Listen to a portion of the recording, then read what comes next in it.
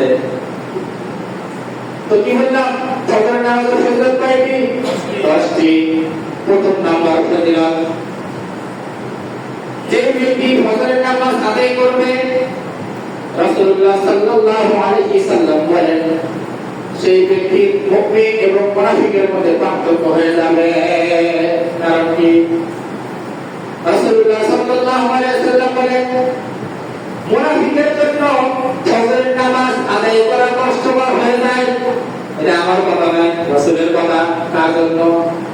মুনাফিকের জন্য ফজরের নামাজ আদায় করা কষ্টকর হয়ে যায়। মুনাফিকের জন্য ফজরের নামাজ নয়। তাহলে কি বুঝলাম?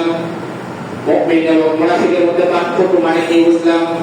মানে যদি আমরা ফজরের নামাজ আদায় করি তাহলে আমরা মুমিন হয়ে যাব। মানে মুনাফিকের নামটা আমাদের কাছ থেকে কেটে যাবে, দূর হয়ে যাবে। কি হয়ে যাব? মুমিন হয়ে যাব। এক নম্বরে কি বললাম? ফজরের নামাজ আদায় করলে আমরা মুমিন হয়ে যাব। বুখারী শরীফের 657 নম্বর হাদিস এবং 644 নম্বর হাদিস এবং 2220 নম্বর হাদিস, 7224 নম্বর হাদিসের মধ্যে আপনারা বুঝতে পাইবেন। যেহেতু সময় কম, এই হাদিস বলার সময় আমার কাছে নাই। এক নম্বরে কি বললাম? মুমিন হয়ে যাবে। কি হবে? মুমিন হয়ে যাবে। 2 নম্বরে আসেন, যে ব্যক্তি ফজরের নামাজ আদায় করবে, মনে করেন আজকে জুমার দিন আপনি ফজরের নামাজ আদায় করছেন, পরের দিন অর্থাৎ শনিবারে মনে করেন আজকে ফজরের সময় আপনি নামাজ আদায় করছেন, সামনে ফজর আসা পর্যন্ত আল্লাহ তাআলা আপনার জিম্মাদারি নিয়ে নেবেন। সুবহানাল্লাহ বলবেন না? আমি না বললে কি আপনারা সুবহানাল্লাহ বলবেন না? আমার বলতে দাঁড়িয়ে সুবহানাল্লাহ বলবেন আপনারা? এটা সূত্র একটা দাঁড়িয়ে কথা শুনে আমরা সুবহানাল্লাহ বলতে হয় না? কি বললাম? মনে করেন ফজরের নামাজ আজকে আপনি আদায় করলেন, সামনে ফজর নামাজ আসা পর্যন্ত আল্লাহ তাআলা আপনার জিম্মাদারি নিয়ে নেবেন। আচ্ছা বলেন তো, আল্লাহ থেকে বড় জিম্মাদারি আর কি কেউ আছে? বলে? তাহলে যে মহান রব্বুল আলামিন আমাদেরকে বানাইছেন, আমাদেরকে সৃষ্টি করেছেন, আমাদেরকে এত কিছু দিয়েছেন, সেই মহান রব্বুল আলামিন নিজে আমাদের দায়িত্ব নিয়ে নিলেন। সুবহানাল্লাহ। মুসলিম শরীফ এবং তিরমিজি শরীফের 1094 নম্বর হাদিসে এসেছে। বলো, 1094 নম্বর হাদিসে এসেছে। কি এসেছে?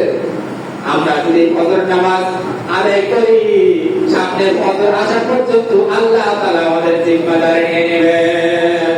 3 নম্বরে আসে, কয় নম্বরে গেল? 2 নম্বরে। 3 নম্বরে আসে, যে ব্যক্তি ফজর নামাজ আদায় করবে, তাই 3 কোটি ফেরেশতা, কয় কোটি? 3 কোটি ফেরেশতা ওই দিন আল্লাহর কাছে গিয়ে সাক্ষী দিবে। কি সাক্ষী দিবে? বলবে, ও আল্লাহ,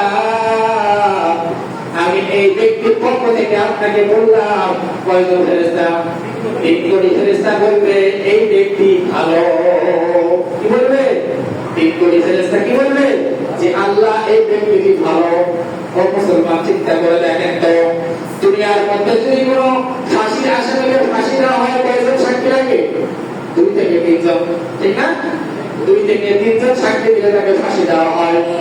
আর যদি একবারই কোনো মামলা থেকে খারিজ হতে যায়, তাহলে 2 থেকে 3 জন সাক্ষী লাগে, তাহলে তাকে ওই মামলা থেকে খারিজ করে দেওয়া হয়।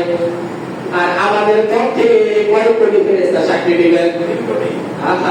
3 কোটি ফেরেশতা আমাদেরকে সাক্ষী দিবেন, বলবেন আল্লাহ এই ব্যক্তি অনেক ভালো, অনেক ভালো।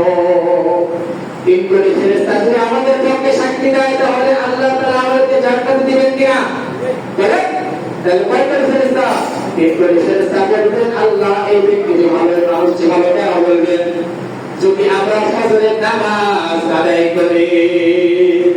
কয় গেল? 3টি। 4 নম্বরে আসেন, এবার আসেন, যে ব্যক্তি জামাতের সহিত ফজরের নামাজ আদায় করবে, কি করবে? জামাতের সহিত ফজরের নামাজ আদায় করবে, আল্লাহ রাব্বুল আলামিন তাকে সারা রাত থেকে নফল নামাজ পড়ার সওয়াব তার আমলনামায় রেখে দিবে। কি করবে? সারা রাত থেকে নফল নামাজ পড়ার সওয়াব তার আমলনামায় রেখে দিবে। কিন্তু আমরা সারা রাত যেহেতু নফল নামাজ পড়ি না, তাও আমাদেরকে সওয়াব দিবে। কি কারণে? আমরা যদি ফজরের নামাজ জামাতের সহিত আদায় করতে পারি তাহলে মহান রব্বুল আলামিন আমাদেরকে সারা রাত জেগে নফল নামাজ পড়ার সওয়াব আমাদের আমলনামায় লিখে দিবে। আল্লাহু আকবার। হয়ে গেল চারটি। এবার আসে 5 নম্বরে। আল্লাহ রাব্বুল আলামিন আমাদেরকে কি দিবে? ওই প্রিয় মুসলিমরা আমার শুনেন, যদি আমরা ঘর থেকে বের হয়ে পায়ে হেঁটে মসজিদে আসি, কি করে পায়ে হেঁটে যদি মসজিদে আমরা আসি কখন? ফজরের সময়। তাহলে মহান রব্বুল আলামিন আমাদেরকে আলো দিবে। আসলে আলো কি? ভালো করে মনোযোগ দিয়ে শুনে, মহান রব্বুল আলামিন আমাদেরকে সেই দিন আরশের নিচে বিনা হিসাবে ছায়া দিবে। সুবহানাল্লাহ বলেন। এটা আমাদের বলেন সুবহানাল্লাহ। কি এত একটা সুন্দর শোনা করে সুবহানাল্লাহ বলতে বের হয় না? সুবহানাল্লাহ কিন্তু কষ্ট হয় না, কে আসছে না? তো খান না এখন নামাজ পড়ে খাবেন, এখানে কষ্ট হচ্ছে। কি বললাম? আলো দিবে আল্লাহ তাআলা আমাদেরকে বিনা হিসাবে কোনো কিছু করবেন না, সরাসরি আমাদেরকে আরশের নিচে ছায়া দিবে। এখন তো বুঝবেন না, যখন সূর্যটা মাথার কিছু উপরে চলে আসবে তখন বুঝবেন ছায়া কোথায় গেল, ছায়া কোথায় গেল। এখন এত কত দূরে আছে কোনো হিসাব নাই। তাও আমরা দুনিয়ার মধ্যে যখন চলে আসে তখন গাছের ছায়া খুঁজে বেড়াই। আবার কিছু যখন পানি না পাই জিহ্বাটা হয় বের হয়ে আসে। কথা বলেন ঠিক কিনা? তাহলে আমাদের সামান্য ফজরের সময় থেকে কষ্ট করে ফজরের সময় মসজিদে আসি, তাহলে আল্লাহ রাব্বুল আলামিন আমাদেরকে সেই দিন আরশের নিচে ছায়া দিবে। কয় নাম্বার গেল? 5 নাম্বার। 6 নাম্বারে আসে পূর্ণিমার চাঁদ। আমরা যেরকম ভাবে স্পষ্টভাবে দেখে থাকি, আমরা যদি ফজরের নামাজ আদায় করি, পূর্ণিমার চাঁদ আমরা যেরকম ভাবে স্পষ্টভাবে দেখে থাকি, আমরা সেই দিন মহান রব্বুল আলামিনকে পূর্ণিমার চাঁদের ন্যায় স্পষ্ট দেখতে পারবো।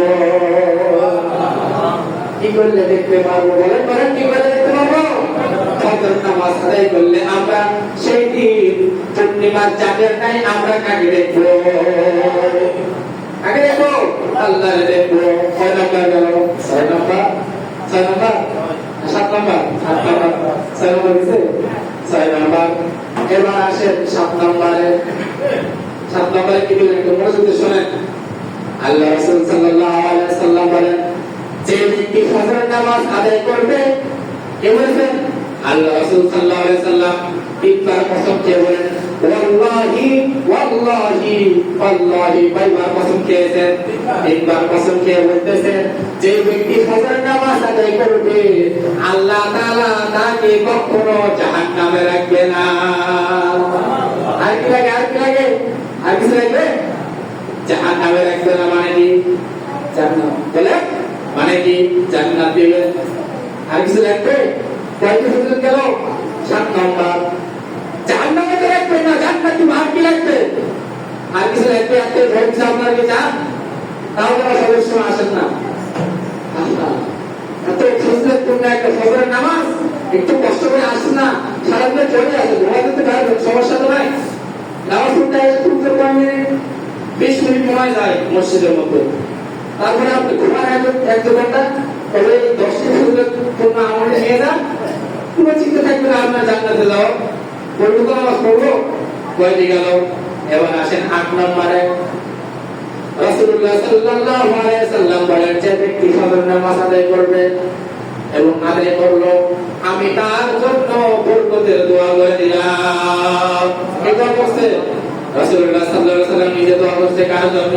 যে ব্যক্তি ফজর নামাজ আদায় করে। বলেন তো রাসূলুল্লাহ সাল্লাল্লাহু আলাইহি ওয়াসাল্লাম যে দোয়াটি করলেন সেটা কি কবুল হবে না? কবুল হবে কি না? এই দোয়া করছেন রাসূলুল্লাহ সাল্লাল্লাহু আলাইহি ওয়াসাল্লাম কাদের জন্য দোয়া করেছেন?